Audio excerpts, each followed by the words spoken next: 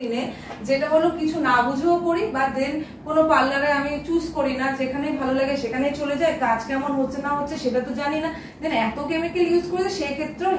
Hair গুলো আমার এতটাই উইক হয়ে যায় যে ব্রেক হয়ে হয়ে পড়ে যায়, নর্মাল একটা মাস্ক দিলেও যেন ঝরে পড়ে গেল। এরকম টাইপেরও যদি হেয়ার পাই তাহলে কিন্তু কেরাটিন স্পাটা খুব ইম্পর্টেন্ট। আরো একটা ক্ষেত্রে হলো যারা দেখবে মডেল টাইপের হেয়ার, মডেল টাইপ হেয়ার মানে যারা হেয়ারের মধ্যে বেশি